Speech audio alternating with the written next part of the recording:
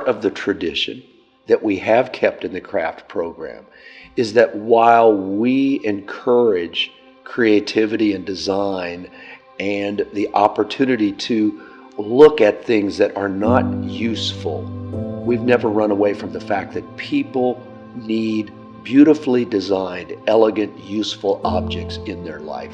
Quality is at the heart of what Berea College is as an institution, and we feel duty-bound in the crafts program to continue with that quality in the ways we can do that best.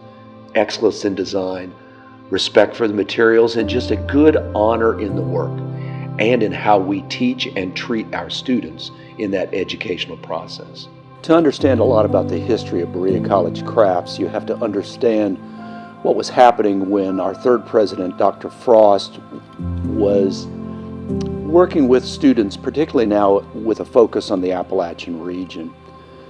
It was a time when there was tuition that was paid by families, and Dr. Frost saw groups of people coming to the college with these beautiful hand-woven items, handmade furniture, hand-carved pieces, ceramic pieces.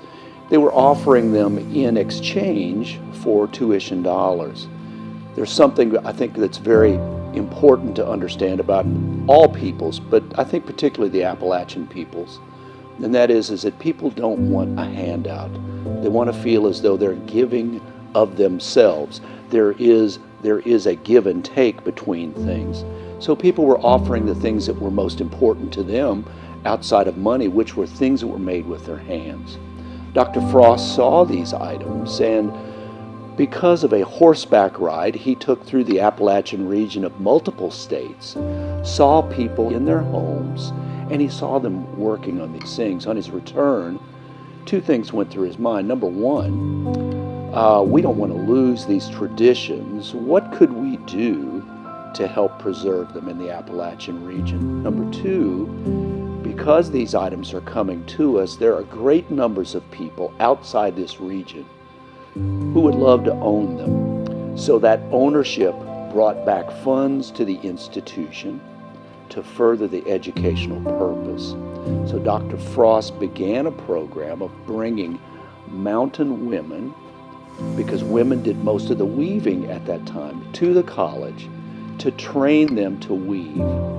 The college designed and built looms because many of the families, because of the nature of the Industrial Revolution, fabric was available, so people didn't weave. They didn't spin the same way they did, and in fact, in most families, the looms had been put away. Dr. Frost encouraged those looms to come out, or he sent looms back to those homes and said, "You weave these patterns for us. We will buy them from you, and that money you can use then to educate your sons and daughters at the college." So what began in the late 1800s was really a process of creating cottage industry, what he called fireside industries. It was work that was done in the home by the fireside.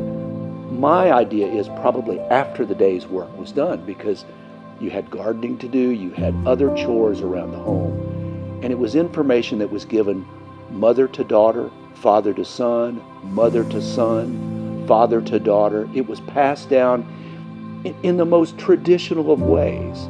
The wood program, we probably trace back to the earliest years of Berea College, but particularly in the 1900s. As I said, there were trade programs developed here at the college. Furniture making was one of them, because we produced furniture for our buildings here on campus. In the early 1900s also, Boone Tavern was built here so that they could house the many visitors that were coming. Of course, that hotel was built here on campus, and each of the rooms at Boone Tavern contains furniture that's produced by the students in the craft program. So the beds, the tables, the chairs, the dressers were all created by the students in our craft program. And because the hotel dates from the early 1900s, most of that furniture probably is there from the 40s, 50s, 60s, 70s on up.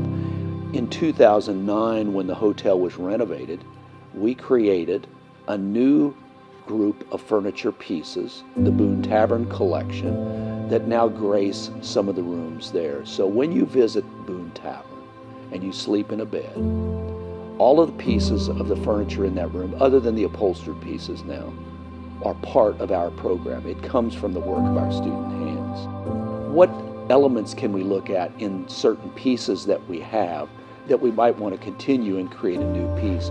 An example right now I can talk about would be a lamp that we're producing, a hanging lamp, which mimics some of the woven work of our iconic Berea baskets or the umbrella stands. That woven work now being utilized in such a way that it moves out off the surface, creates a more dynamic pattern. When the light coming through it from the interior casts these wonderful shadows on the wall.